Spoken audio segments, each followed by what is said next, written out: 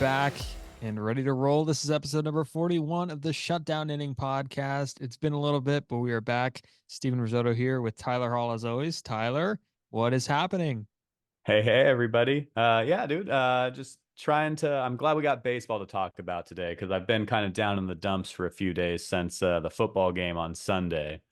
So glad we got some baseball to talk about, some baseball to, see down in Arizona and in Florida, and to get to talk some ball with you, man. Absolutely. Before we get to spring training, where did you watch the big game? Like what was going through your head during that game? Watched over at my buddy Keith's house. We watched most of the Niners games together this year, so only felt right to watch with him. Had a few other friends and family members over.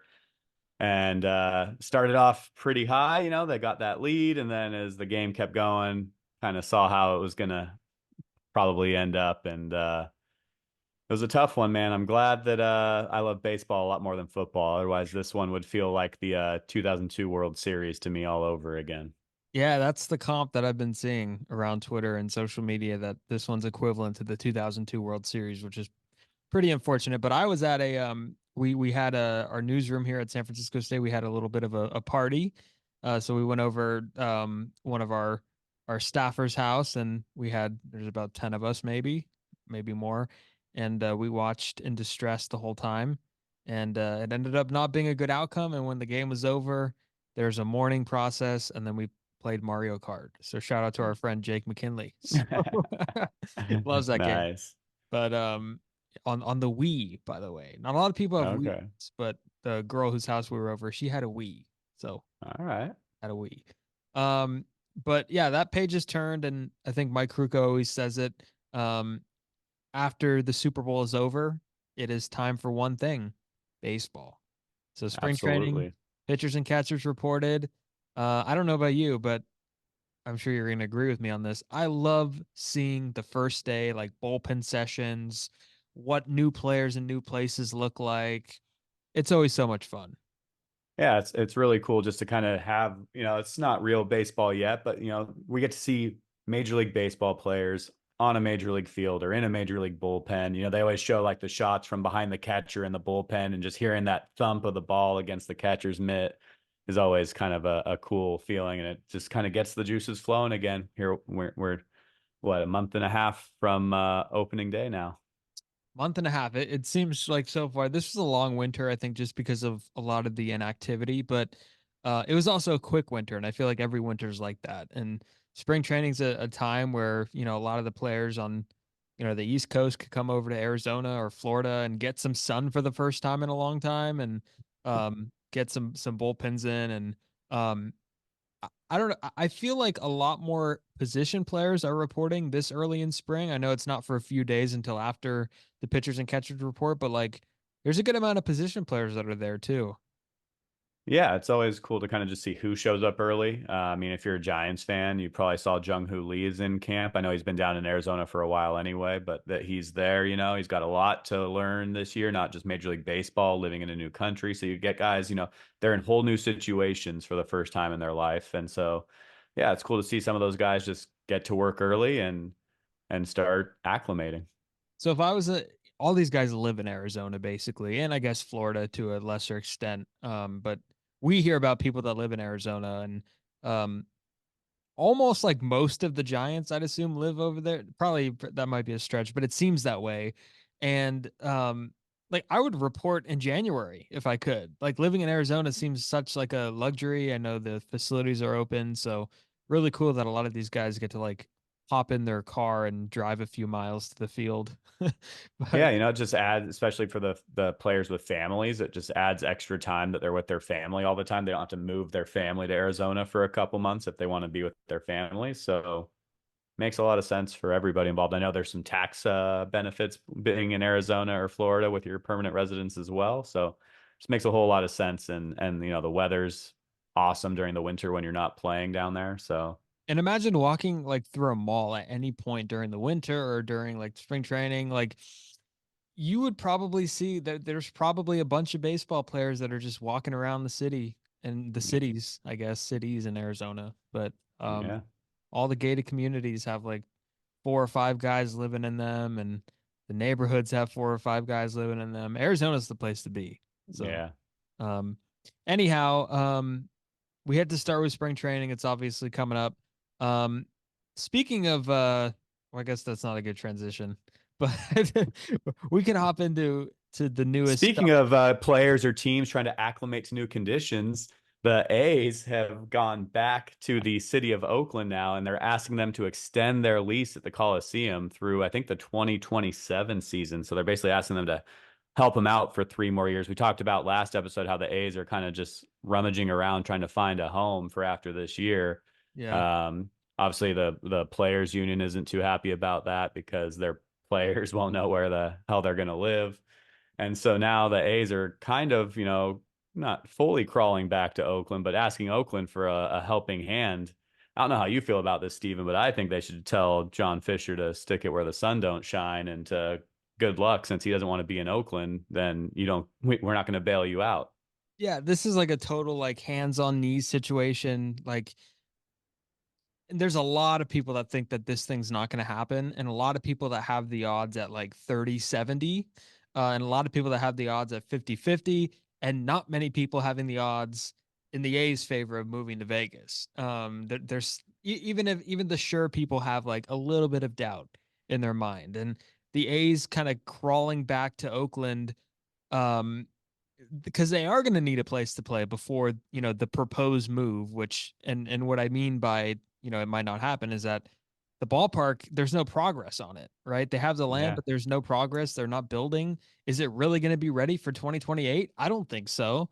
And they're going to need a place to play. They were looking at Utah. I think we've talked about that on the podcast. We were kind of laughing about how far they've come in this process and how little their expectation was big, and now like these next few years they're looking at Sacramento and Utah, and it's like, damn, this is really rock bottom.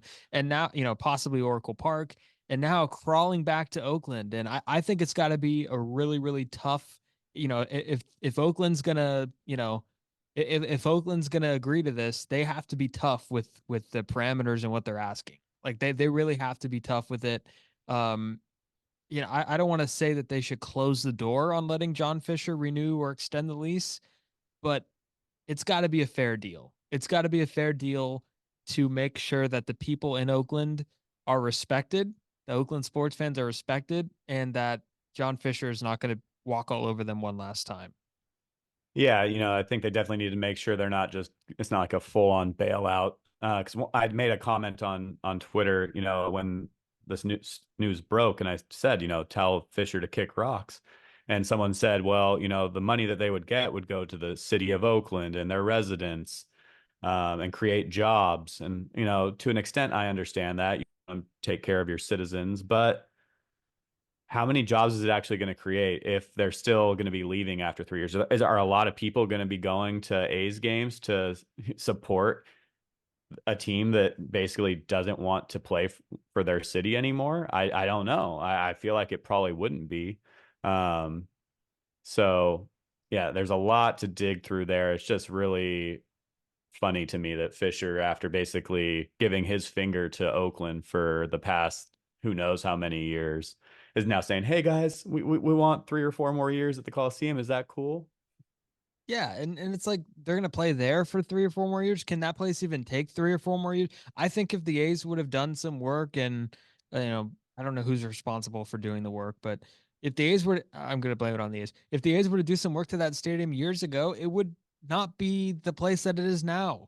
I And know the A's yeah. did have a big part in the limited renovations there. I know the Raiders before they moved wanted to do some Mhm. renovations to it, and the A's blocked them. So Fisher's essentially cost Oakland two professional franchises. Um, So yeah, there'd have to be some work done to that place to even make it to where even if fans do want to come out and see some baseball, that it's, a nice environment for them to do so. Yeah, and of course, and it's a reported 3-year extension that they're talking about to stay at the Coliseum.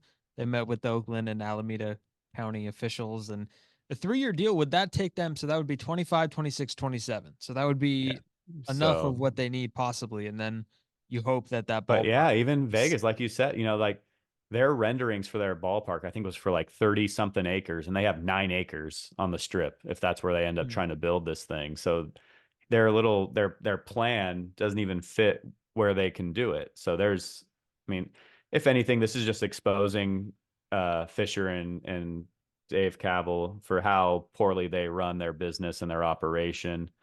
Maybe this turns the screws on them, and MLB's like, dude, you guys need to sell this team, and maybe it's just someone who will keep them in Oakland and build a stadium in the East Bay.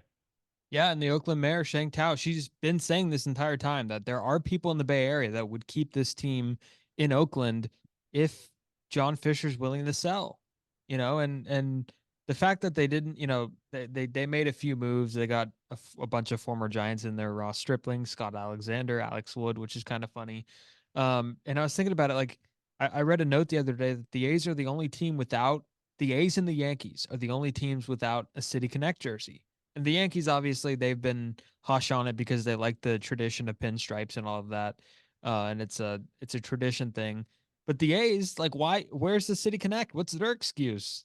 I mean, They jeez, don't know what city they're connecting to. That's their excuse. exactly. Rooted in Oakland, and every time I hear the term "rooted in Oakland," like it sounds great, but they had Vegas on their mind even when they developed that slogan, right? Yeah. Like, I mean, that was on their mind. So they're thinking about Vegas and they develop a slogan rooted in Oakland. That is the most two-faced thing I've ever seen in my life. Yeah. Um, Yeah, so we'll see how all that shakes out, man. But yeah, we had to talk about, I guess it's every episode we have to talk about two things, the A's and the Dodgers. And 1988, baby. that leads us to our next topic. Clayton Kershaw returns to the Dodgers. I think it's worth noting because, I love seeing guys this good stay with one organization forever. And Kershaw returns to the Dodgers, 2 years, $10 million. That second year is a player option. So he's coming back at 5 mil a year, which is great for the Dodgers. I mean, what a high reward, low risk signing if you get any kind of uh Kershaw-esque performance from him until October, I guess. Um, I mean, I love seeing a guy, he's one of those guys I've always said I wish he played for any other team so I could root for the guy. All things point to him being a good dude. Obviously, a Hall of Famer, one of the best pitchers in recent generations, and he's going to be a one organization guy. Really, we talk about it a lot. We love those guys. Those guys have the most iconic careers. Their legacy is clear as day looking back. They're easy to remember. I think that's why, David Wright is so important. We talked a lot about David Wright this Hall of Fame season. He was a one team guy, even though the career probably was, was hurt by injuries. He was a one team guy and a legitimate factor with the New York Mets. And there's guys that are remembered who should be remembered better, and they played on multiple teams. Fred McGriff and Gary Sheffield and all these guys that bounced around. It's not as iconic as the Chippers and the Jeters and the Posies. And I thought Freddie Freeman was going to be that guy for a long time. Trout right now. There's certain guys where it just seems like, when they're one team guys. Mauer, it adds Yeah. an extra flair to it. Cal Ripken Jr., your guy. There's Yeah. so many. Tony Gwynn, like all these guys are just like they're baseball immortals, but a lot of the reason why is because they connected with one city. And Kershaw connects connecting with the Dodgers is, I can't see him any other way. Or in any other uniform. Like we have talked last offseason about the possibility of him going to Texas, and everybody's saying that every offseason, but it never happens. He always re-ups with the Dodgers. And even when he's hurt, even when they literally have no room for him, where's he going to pitch? Like really in the rotation right now, where's he going to pitch? But it Yeah. doesn't matter. It doesn't matter. He's He's Clayton Clayton Kershaw. Kershaw. Yeah, yeah. Clayton Kershaw. And Andy McCullough of The Athletic is writing a book. It's called something like The Last Great One. And Kershaw and Scherzer and Verlander, a lot of those guys kind of exemplify the last breed for starting pitchers that are just workhorses. And I can't wait to read that book. I'm looking forward to that one for sure. But it's good to see Kershaw back in LA. And and as somebody that again, we watch a lot of Giants stuff. We've seen a lot of him over the years. It's that much more important that we say it, right? I feel Yeah. like it means that much more. But yeah, Clayton Kershaw. Um, returning to Yeah, it just looks crisp on that Hall of Fame plaque when it says, like Clayton Kershaw, one line for the team. yep. Tony Gwynn, one line for the team. So, you know, There's some breaking news, by the way. oh my gosh. I don't know if you saw this, but Jeff Passan, breaking news. We, according to Jeff Passan of ESPN, Rob Manfred said his tenure as Major League Baseball commissioner will end in early 2029. Yes, that's the best news of the off season. So, okay, here's a bet now. Here's a bet now. What will happen first? Rob Manfred's resignation or that Vegas ballpark being built? I thought you were going to say, or the Scott Boras client sign. That's another one. Yeah. Early 2029. Okay. They're saying 2028. I'm Manfred's saying 2029. I'm going to say Manfred will be Okay. out first. Wow. I don't Okay. think that even if they do go to Vegas, I don't think the ballpark's done in time. I don't think it's done unless he makes it to opening day. Maybe they get it there in 29 and Manfred stays through opening day, but I don't think I think they'd want the new commissioner in by opening day Hmm. 2029. So, I'm looking at it now. Manfred will be, I believe, 70 years old when he's 65 now, so that's still a ways away. But he's going to get a successor in line. But I guess when we get to that point on episode number something something thousand of the Shutdown Inning, we could talk about his legacy a little bit more. But yeah, it'll be interesting to see who replaces him when they kind of get under his wing and what they do with it from there. I hope it's just, and for the most part, commissioners aren't likable by the fans anyway because they work for the owners, basically. Um, but I just hope we get a baseball commissioner that we can actually like a little bit, kind of like an Adam Silver in the NBA. That would be huge. exactly, and if it's a lawyer, if it's another lawyer, if it's another labor relations guy, that's great. But I agree 100%. Get a guy in there that loves baseball, that's connected with baseball, not someone that has just worked for baseball for the last 30 years, which I'd imagine it Yeah, probably or might owned a be. team previously or Yeah. something. Yeah, we'll see. Yeah. I And mean, then, maybe yeah, Torrey at one point would have been a good one, but he'll be too old by then. A lot of people thought he might be a good one. At least he has some connection to the Theo, game and can Theo. understand both. Yeah, Theo might be a good one. Although I think Theo just So yeah, entered it'll be into interesting. a an ownership group, if I'm not mistaken. But yeah, no, yeah, I agree. And I don't know if it's going to be a former player. I think there's a lot of nitty gritty stuff that has to be understood with labor and all of that. But then again, Tony Clark does it with the Players Association. But that would Yeah, also be the number one enemy is a player commissioner to the Players Association. That would be like the most like you'd hear the traitor term being thrown across. yeah. It depends what they do. I think as long as they kind of weigh both sides, I A feel player like talking for the owners. yeah, but maybe a voice from a player side can help get some things across to the owners as well. What about Obviously, Buster? if oh my gosh, yeah, and after that he can become president. Let's go. Exactly. My favorite anecdote, by the way, about commissioners is that before Bud Selig was like fully got that job, he was acting for a while, acting Hmm. commissioner. George W. Bush really wanted to be commissioner of baseball. That was like his dream job. Yeah, And then when Bud Selig got it, he ran for governor of Texas, and then the rest is history. So I wonder what would happen if that job ended up that's a loaded. yeah. Our whole country could be different, but that's neither here nor there. So, breaking news. Thank you, Stephen. Yeah. Manfred, we have a light at the end of the tunnel of Rob Manfred, Yeah. which is great. Back to our original agenda. We were talking about Kershaw a little bit, those one team guys.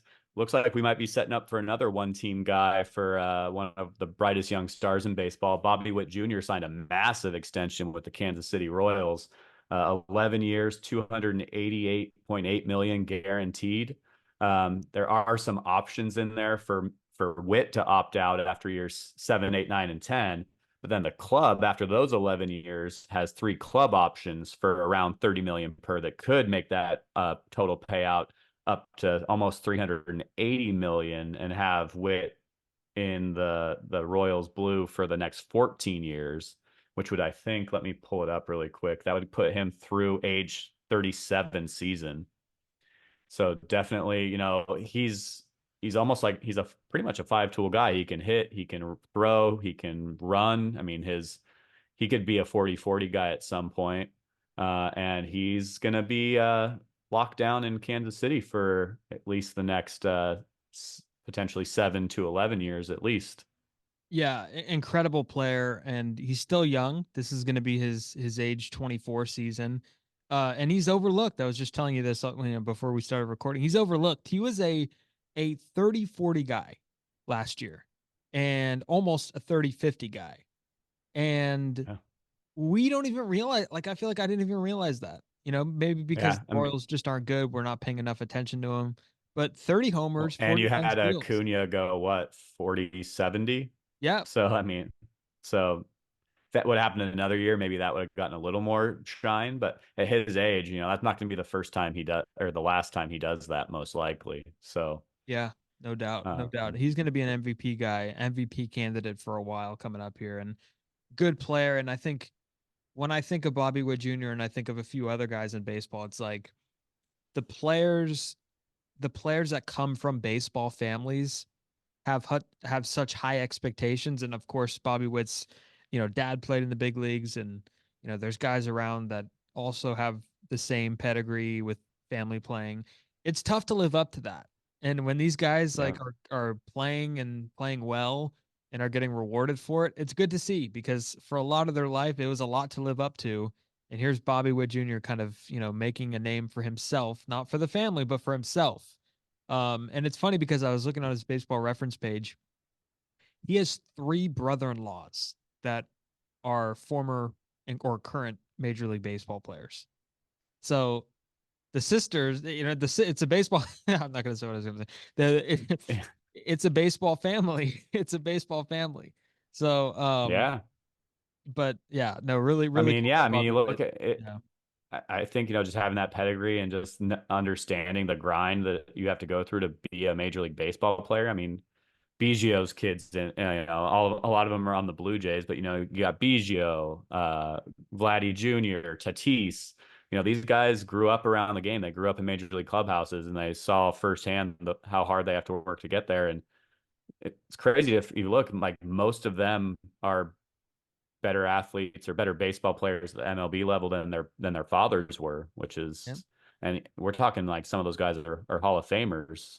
Because the number So one draft, not draft pick, number one prospect in the game, Jackson Holiday. yeah. And after Jackson, he's got a younger brother that's up there too. That's going to be very good. So, I mean, the second wave of it's coming. And I guess it's always been there where there's been really good The sons that Boones, have the played. Bonds, the Griffeys. Yeah, yeah, Yeah. they've been around, but it seems like it's cool to see them It's doing good, and to keep the name alive. But yeah, Bobby Witt. What I like about this is I like, and I'm gonna kind of repeat a little bit of what I said, but in this case, more centered around the Royals. They're doing some things this offseason. They got a bunch of pitching in there, and I feel like they're an organization that is not too far as we might think. And mhm. Bobby Witt Jr. signing this extension really puts a lot of faith into the Kansas City Royals front office, to have some big years here. Because once those opt outs come into play, and maybe the Royals aren't doing so well, he could be gone. But for now, he's staying committed there, and I think that's a really cool thing. Well, yeah, I think that's a good sign to other players too, who are maybe considering where they're going to play. Maybe not this offseason, but in future off seasons. A signing like this shows that they're willing to take care of their players. They're committed to winning, in the long term. And, having an anchor like a Bobby Witt Jr. in the lineup, they're going to at least have a stud in their lineup that they'll be playing with. So it helps attract other players. And, they are doing a lot. They're building a pretty nice roster with some good, young pieces potentially coming up too. And another thing we've talked about quite a bit. That AL Central is anyone's game, anyone's division to win pretty much any year. So they could turn themselves into a perennial playoff team just because they could easily put themselves in a position to be at the top of that division for the near future. No doubt, no doubt. And the centrals in both leagues are just not good. But Yeah. like you said, Bobby Witt's a guy that could possibly And yeah, shine in and that they're looking division. to build a new stadium in Kansas City too. It's kind of a little sub point on our agenda if it Yeah. fits in, but they're moving the right direction right now in Kansas City. And that new ballpark. I don't know if you looked at it. I saw some of the renderings. It looks beautiful. I've heard Kaufman's awesome in itself, but I think this would be more of kind of like a centralized, more downtown location, if I'm understanding correctly. Kind of have that ballpark center, for fans to enjoy before and after games. And then shout out to our buddy Brooks Knudsen, who pointed out did you see even on the renderings, one of the scoreboard shots, one of the plays being shown on the scoreboard was one of the final plays of the 2014 World Series. So they used like them losing the 2014 series in their renderings. It's Um, hilarious. but yeah, so you know, Yeah, got to be the pretty Royals have been, stoked yeah, they've been if wanting you're a can like Royals fan. yeah, that downtown Kansas City area. Like they've been, from what I know, that they've been kind of wanting that for a while. And um, isn't Kaufman like right in the same parking lot as Arrowhead, if I'm not mistaken? Yeah. Yep. Yeah. Um, so like it already is a pretty good spot right now that they have, and I don't know what the nitty gritty is in terms of like how well that ballpark is holding up. I didn't think it was that old, and I don't think it is, but They they renovated it a little bit a few years ago, to kind of spruce it up a little bit. yeah, yeah, but But it's been around for a little while. It opened in 73. okay, so it is older, and So it's been around. They've gotten a few facelifts on it a few times over the years. So, we're I guess it's over 50 years old now. So I can see why they'd want to kind of start from scratch and give their fans a bright new shiny ballpark to enjoy Bobby Witt Jr. and just yeah, company in. I just looked at when they hope the ballpark's ready. Do you want to guess the year? 2028. Yeah. So add that one to the bet list, the parlay, if you will. But At least that's a team trying to stay in their city and not as much red tape to cut through. So yeah, oh, it's a I'll beaut. bank on a new stadium in Kansas City before a ballpark in Vegas. I'm looking at the renderings now. Your suggestion has been accepted, and the renderings are nice. Yeah, so Yeah. really really cool stuff there in Vegas, or no, in Kansas City. And congrats to the Chiefs, by the way. I know a lot of Niner fans listen, but good for Kansas City for getting the Super Bowl. Our hearts go out to whatever the hell happened at the parade. Some horrible stuff happening, but um really cool that the city of Kansas City gets a chance to have that Super Bowl parade. Unfortunate what happened, but the Chiefs win it again, and that city They've just won needs to. they've won three. They're a dynasty. We don't no, I'd rather the Niners would have won. Come on, man. What are we I, talking about I'm here? just saying congrats, and I was gonna say that they need the Royals now to be a true, really. I think they're a good sports city, but that would be pretty. Congratulations, Kansas City. It's been over 365 days since your last championship when the Chiefs won last year. Come on, man. Okay, okay, moving on. But speaking of that, a former Royal is on the move, signing with the Giants. Jorge Soler signs with the San Francisco Giants, 3 years, 42 million there. Some much needed right-handed pop in that lineup, as I'm sure a lot of Giants fans listening to this are excited about. Slusser reported he should be taking his physical tomorrow, so fingers crossed. I think every Giants fan kind of tightens up a little bit when they hear pending physical at this point. But he's going to be a fun bat to watch in that ballpark for at least the next 3 years. It looks like. Yeah, this episode is full of things that we could put money on. How about that physical? No. But yeah, no, this is a good signing. The Giants needed a big bopper. They needed a big bopper. They've needed it. I think they've especially needed it from the right side. Their lineup is, right now very right-handed heavy. And I think this move puts him obviously as their DH. He's pretty much platoon proof. It would move Michael Conforto to the outfield. He'd be that left-handed bat. I don't know what this means for Luis Matos. Jung Hoo Lee looks to be in center field. It's a good move, I and mean, they needed power. And yeah. for the price that they got Soler at, I think it made sense. And he's one of the most underrated power hitters in the game the last few years. And yeah, he had 36 homers last year in Miami. Miami is known to be a pretty good pitcher's ballpark. It's spacious. Um, we have seen videos. I think our friend Barry Brennan tweeted out a video of Soler almost clearing the bleachers in left field at Oracle Park. So he's done it before there. Again, I don't think Yeah. that would how much of that would translate during the 81 games, but it's a good signing. I like the signing of Soler. Yeah, me as well. So, two questions for you. Do you think this, or during this 3-year contract, do the Giants finally have a hitter hit over 30 home runs in a season? Ooh, does it have to be Jorge Soler if I say yes? Do you think who else would it be? Nobody. So I guess he's the best option. So I guess he would be the best option.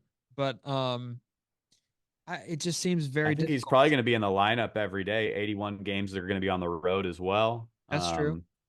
I think he could do it. You take your You know, Colorado trip and your Coors trip, and Dodger Stadium's been more he, fair the last few years. yeah, he doesn't have just barely clear the fence power. He has, almost over the bleachers and left field power. And you know, I think to an extent, Oracle gets a bad rap as a full-on pitcher's park in the early 2000s. Sure, there were some other things going on in baseball, but you had some righties hitting it out there pretty regularly. Ellis Burks, Jeff Kent, Rich Aurelia, to name a few, and he's just raw power. So I could see him doing it.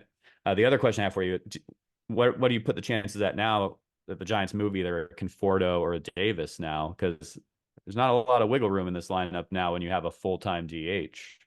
No, not at all. And that DH spot has been one that the Giants have, I think, purposely kept pretty open to be a revolving door for the Flores and, at the time Belt.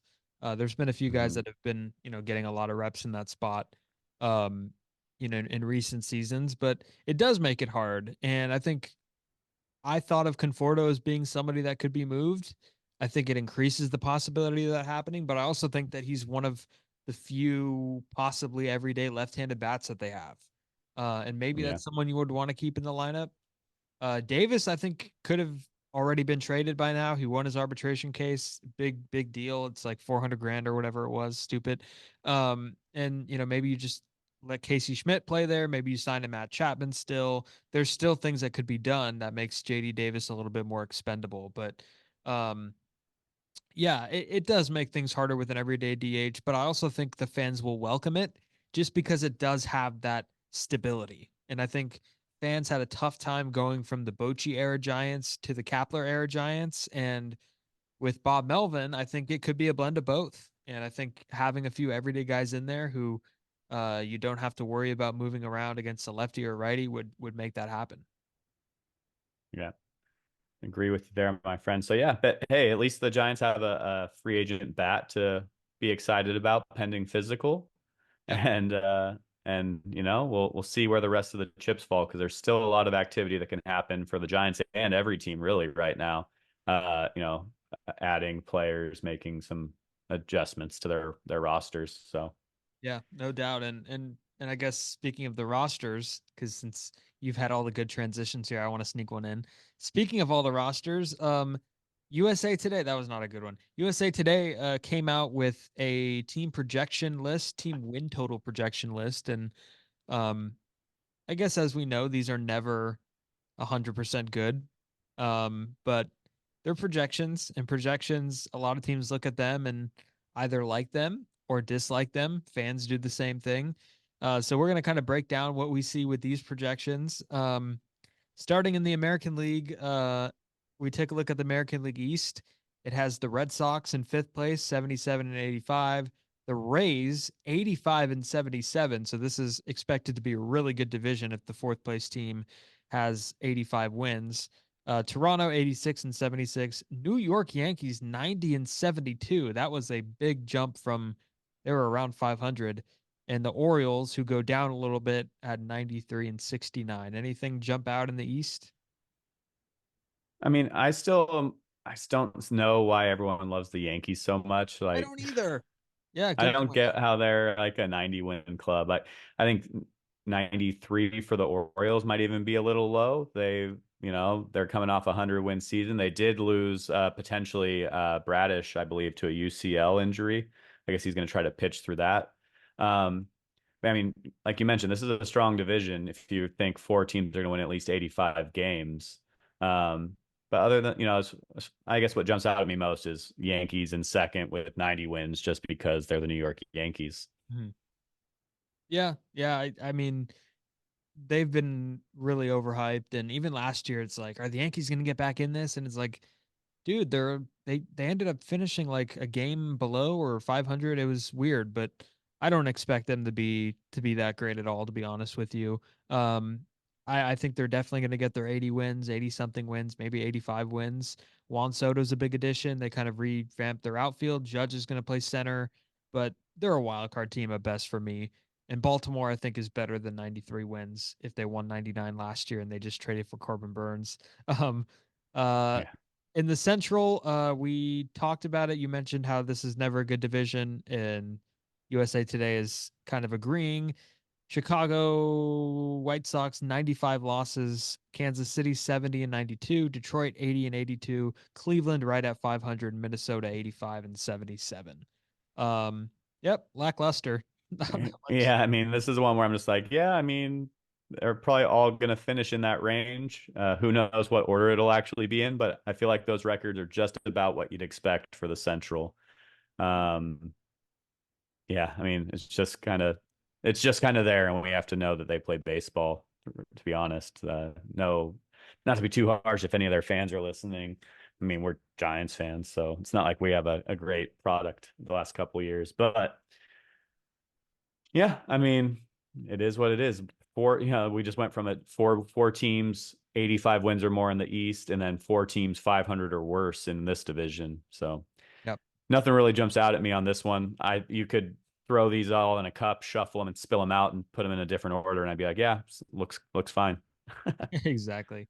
In the West, we got Oakland 106 losses. So 56 and 106 for our good pals in Oakland.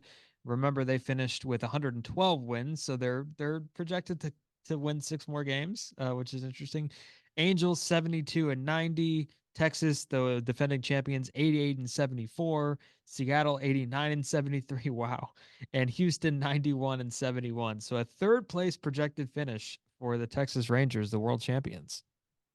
Yeah, and looking at this, that would put them as the sixth seed in the playoffs. So they would be a playoff team, a wild card team at that. I do like that Seattle Ball Club. I picked them to win the division last year. I probably won't do that again this year, but we'll see when we make our predictions for Giants chatter. Shout out to the crew. But I still think it's especially with how it went. And Texas really didn't add a whole lot this offseason. They're kind of just gonna ride with who they got and lose a couple arms. Probably Montgomery's probably not coming back. Um, so yeah, I think it's Houston's division to lose. I think they might win a couple more games than that, but um, yeah, I think that's all pretty fair. What do you think, man? Yeah, I think it's fair too. That looks about right. I mean, I think you could flip Seattle and Texas if you really wanted to. Houston, I think, Hmm. is going to be at the top for a little bit longer and until they prove otherwise.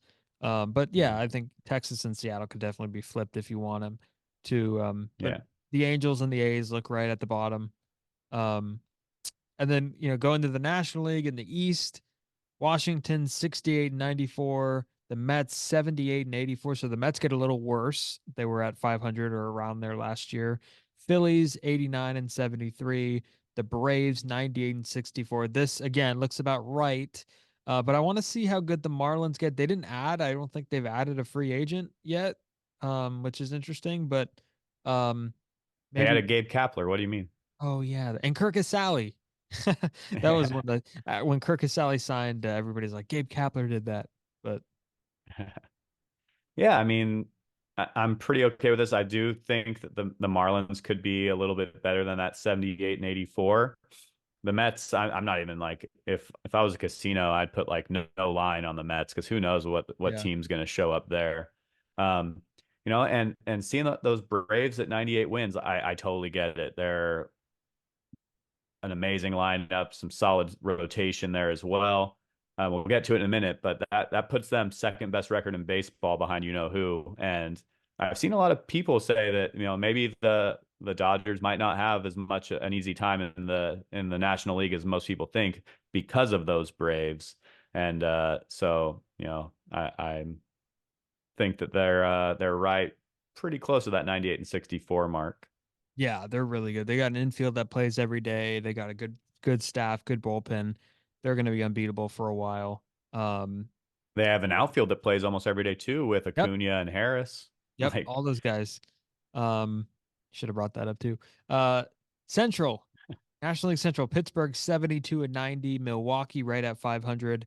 Um, the Cardinals 82 and 80, Cincinnati in the second place slot 83 and 79, and then the Cubs with newly acquired manager Craig Counsell at 85 and 77. I think that the Brewers are maybe a tiny bit better than 500. Um, I don't know. I mean, you could honestly reverse any of those top four teams. That's how wild the Central's been the last few years. But Pittsburgh probably not there yet. But I think the top four teams are pretty like switch and play at this point. yeah, I agree. I mean, you look at it and you're just like, man, are Goldschmidt and Arenado really going to be struggling to top Yeah. 500 again? Like, but I do think, we've talked about it a little bit. That Reds team is one of the bright young teams in baseball. And if this is the year that it all clicks for them, maybe they're even better than that. Maybe they do win this division this year. Um, yeah, and the Cubs, I mean, they have a competitive roster. They're kind of going to be floating around there. But I could see Cincinnati making some noise there and surprising some people because they have some bright young talent there that's really fun to watch. Without a doubt, without a doubt. And then finally, the National League West, Colorado 63 and 99, San Diego 79 and 83. I think they're a little bit better than that. The Giants are expected to have the same record as the Padres, which a lot of people might not believe. Again, according to USA Today, Arizona, the National League champs at 85 and 77, and the Dodgers 162. I think that might be selling it a little bit short there for the Dodgers total. I think they're better than a 100 win team, but Yeah. we'll see. That was where when you sent me this link, and that's the first thing I looked at is how many wins I think the Dodgers are going to have because they had 111 last year. I think they added they added They got Otani, way better. Yamamoto, Hernandez. Like they're not Technically, regressing. I Bueller. mean, Yeah, yeah, they're getting adding Bueller back just for funsies. Obviously, 111 wins is a crazy season, so you can't necessarily say, oh, they're a better team, so they're gonna win more than that. But I think if they win 100 games, either they're resting a lot of guys down the stretch or some guys got hurt because I think they're easily gonna top that mark if they stay healthy. no doubt about it. But it's And always then fun to look at these projections. I mean, I think yeah, the Dodgers could hypothetically win 120. Um, yeah, and for whatever reason, there's things happening that USA Today has 100. I don't know. yeah. But yeah, I mean, let's take a second to talk about the Giants since a lot of our Yep. listeners and us are invested in the Giants a little bit. How do you feel about that 79 and 83 mark? Um, I think they got better. What were they? A game? What were they last season? I think they're I think they were 80 to they were 82 I think at that right point. there. I think it's the same record. Um, Now, the thing about that is the other teams in the division, and I know that there aren't a ton of divisional matchups, but did the rest of the National League get better enough to where that they could take some of these games that the Giants won away? I think the Giants got a little bit better. I think that they could win in the low 80s. I'll save my overall Giants pick for the Giants chatter stuff, but it would somewhere be in the low 80s. But I don't think that they stayed the same, and I don't think that they've necessarily regressed. Their pitching is going to be the thing to keep an eye on because they're looking like they're going to rely on a lot of young arms, like a lot of them. Um, Yeah. like after Like Logan Logan Webb, Webb and a lot of young arms. yeah, Logan Webb and a cast of young arms, Beck, Harrison, Wynn, Mason Black, Landon Roop, whoever, Kaiwei Tang, all those prospects are going to probably be in the mix somewhere down the line. So, um, I would say that it's going to be somewhere in the low 80s. Yeah, that's about where I think too. And I do think that rotation is the big question mark because it's Webb and then a lot of ifs. I mean, they signed Jordan Hicks. They're going to convert him to a starter at least to start the year. and he's struggled in that role previously. And it's even if he hadn't, it's an adjustment to go from pitching an inning, maybe two, to we need you to get through like the fifth, sixth inning, hopefully. So, And also and it's then like a after that, wait like and you said, see it's with all the kids. yeah, it's a wait and see with Cobb and Ray too. Yeah. Cobb coming off a hip surgery and Ray coming off Tommy John. It's not a set in stone thing that they're going to be contributors or legitimate contributors as the season goes on. But It'll be interesting to me how they handle Cobb at the beginning of the year because they yeah, could pretty easily put him on the 60 day and free up a spot, but they haven't done that yet. They only put Ray on the 60 day, so I think they're waiting. They want to see maybe a little bit of Cobb up close to start the spring and see if they really think he can be back. Because I feel like unless you know it's only going to be like maybe 50. If you're not sure it's going to be that or less, you've got to throw him on there. Give him that extra 10 days to free up a roster spot and help improve the club right now. But yep, we'll see. we'll see, no doubt. Let's get into our favorite segment, everybody's favorite segment on the shutdown inning. It is ups and downs, three ups, three downs. Tyler, I guess we switched the order, so I'll go first since I have the depressing stuff. Um, First of all, there is a problem with the MLB jerseys.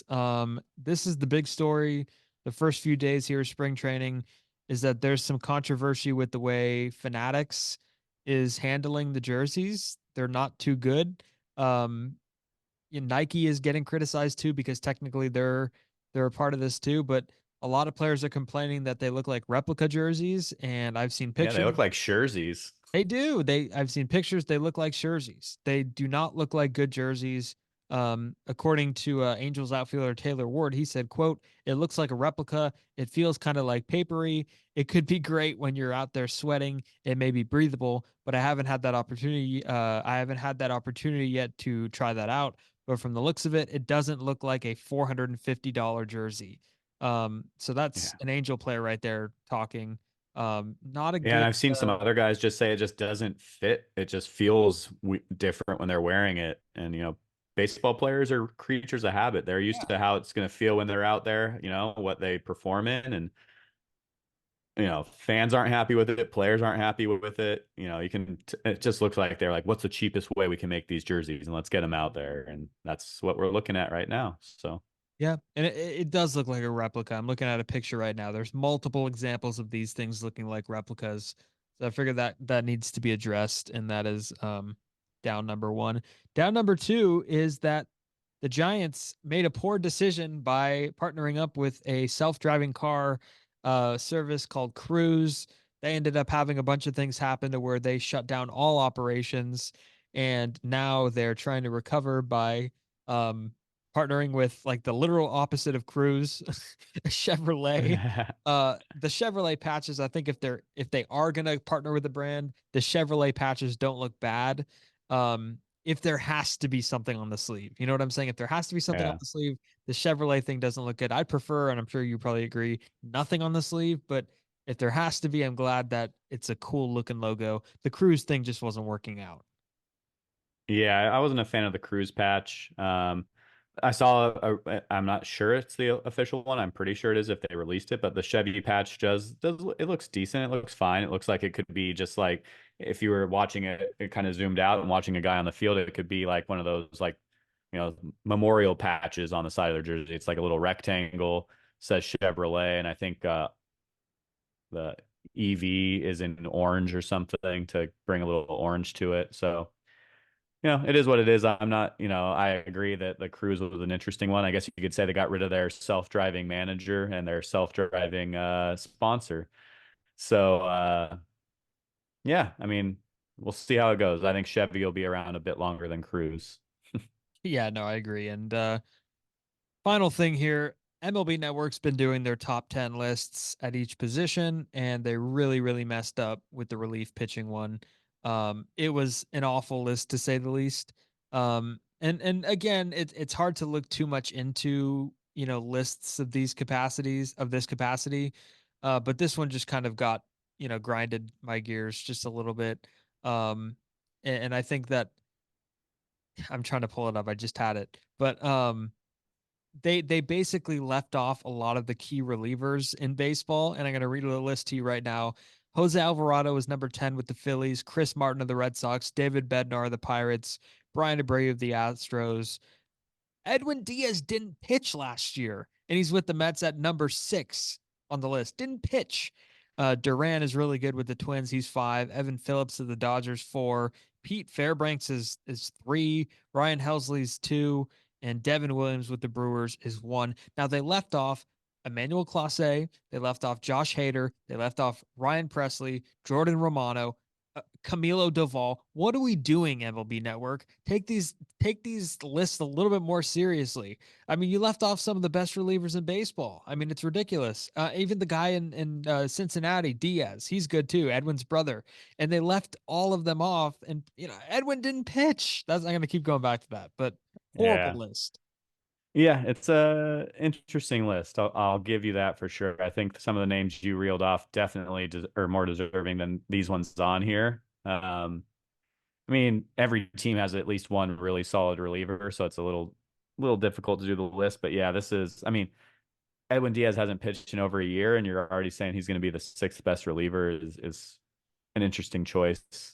If they were talking like entrance musics, then yeah, he could still be on there. Yeah, yeah, Keep him up at definitely. the top. And But and Tyler, what record did Josh Hader just set? highest pitch reliever of all time, or And he's highest not on paid. the list. He's Yeah. not there. He's not there. They left him off. They left him off as not one of the best relievers in baseball.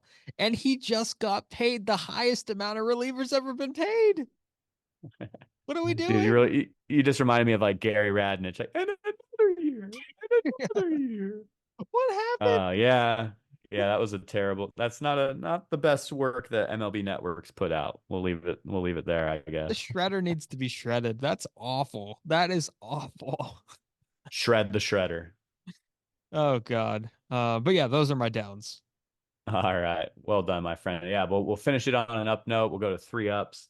Number one, I'm just gonna say it's fantasy baseball season now. I'm starting to get the emails that my leagues are being activated. I have to remember, like, oh yeah, I have a roster to take care of. Some of mine are like carryovers, and so I'm like, oh crap. Yeah, I have what to like start word? looking at trade offers and who to draft and pick up in some of those uh, you know legacy leagues. So I know you and I are in a couple leagues together. How many are you going to be in this year, do you think?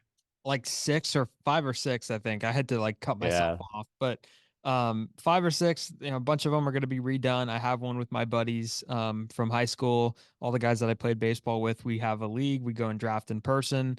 Um it's going to be another fun one. There's a few Twitter ones. I think I got the same email that you got about our league being activated with a few people from Twitter who we've become close with. But it's a pastime at this point. Fantasy sports are what get people more involved with sports, and I guess nowadays there are some things that make it less pure. But I think it's still a lot of people having fun, competing and having a good time. And it gets people following baseball and it gets people following sports. That's how people get into fantasy. That's how people get into football. It's how people get into baseball. I've done fantasy hockey before. I've done fantasy WNBA. I've done fantasy everything at this point, and I always go back to baseball. It's hard to keep up with baseball, but if you could do it, if you have a daily routine, it won't be a problem.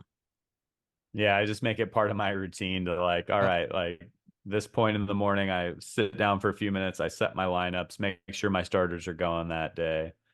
Yeah, so it's one of those things, kind of like spring training starting, getting the fantasy juices flowing. It means baseball's right around the corner. So that's my first up. Second up is I'm gonna tip the cap to Corey Kluber, retiring after a pretty solid career. Um, I had his baseball reference up and I lost it, but I think he won a couple Cy Youngs. Um, his career kind of reminds me of Tim Lincecum, where his peak was ridiculous. He had like a 5, 6 year peak where he was easily one of the best pitchers in baseball.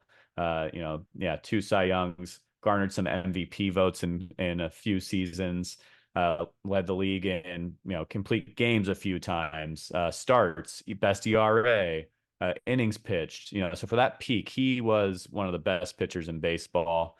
Obviously fell off due to injury near the end of his career. Tried to make it back the last couple of years with the Rays and then the Red Sox, but you know solid career. Won't I mean he'll probably be on the ballot like Lincecum was. I'm not going to sniff the Hall of Fame, probably one and done on the ballot, but great career, multi-time Cy Young winner. So tip of the cap to Corey Kluber.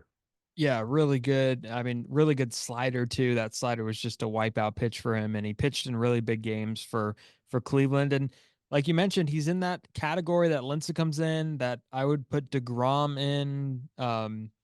Johan Santana, Blake Snell, all these guys that have two Cy Youngs, but are not necessarily your prototypical Hall of Fame types. I think Brett Saberhagen was the other one, Denny McLain. I mentioned Johan Mm-hmm. Santana, but there's not enough there. He was kind of a late bloomer in his career, but he was a part of some good staffs when Cleveland had him, Carrasco, Salazar, Bauer, Tomlin. There's a bunch of guys in Cleveland at that time, and they put together a good rotation for some really good teams and one of the best peaks that we've seen in recent years. Yeah, so hell of a career. That's up number two, and up number three. Hey, we'll give the A's toss them a bone here. They hired Jenny Kavner. Is there a new voice on NBC? Is it NBC Sports California? Is that where the A's do their games? But the new TV voice to the A's, Jenny Kavner. Again, always good to see. Best person available should get the job, regardless of any other uh, you know race, gender, whatever it may be. And Jenny's going to be the voice of the A's. Yeah, she's been at it a while. She's done really good stuff with the Rockies, doing pre and post game, calling games play by play. She just the other night filled in for Tim Roy on the Warriors broadcast. Um, she's all over the place. And again, when you have a title like this, first female primary play by play announcer, you have to go into that trailblazer role. And it seems like based on the interviews that I've seen, she kind of is definitely someone that embraces that role. So it's good to see. Yeah, we'll give the A's a thumbs up for that one. And Yeah. hopefully they bring her, if they do move, they bring her with them, and it's not just a 4-year stint. With Jenny Kavnar, but she's really talented. Also, MLB Network Radio, I listen to her a lot. She does a great job on the airwaves there on Sirius XM. So overall, really, really good job and really, really good hire. Yeah, her and Rennell and Alyssa Nacken will have to have a Trailblazing Women in Baseball Yep. And lunch together at Amelia, some the point. Oakland A's PA announcer too. Yeah, Amelia, I'm yeah, forgetting her last name, but she's really good too. Yeah, that club's getting bigger. yeah, and a lot of it's here in the Bay Area, so it's good to see that happening here in Northern California. So, No doubt. oh, Steven, did we shut it down? I think we absolutely shut it down. That was an unbelievable shutdown inning. We ended up doing a lot of good. We made some good pitches at the right time, and we did a good job. We got a lot of whiffs too. So yeah, I don't know what that Yeah, a lot of the was. whiffs were on your transitions and that Yeah, voice you just did. But yeah, that was a whiff. That was a whiff. But I'm glad that you like my rad chat. What are we doing? and another year. We're never gonna be good again. Yeah, fun times. But yeah, shut it down Well, again. yeah. Everybody could go ahead and follow us on social media, Twitter at shutdown_inning, Spotify. Go check out the podcast, YouTube, wherever you find your podcasts, all that fun stuff. And we'll be back soon with another episode. Thank you for listening and have a good day. That's what's up. Bye bye.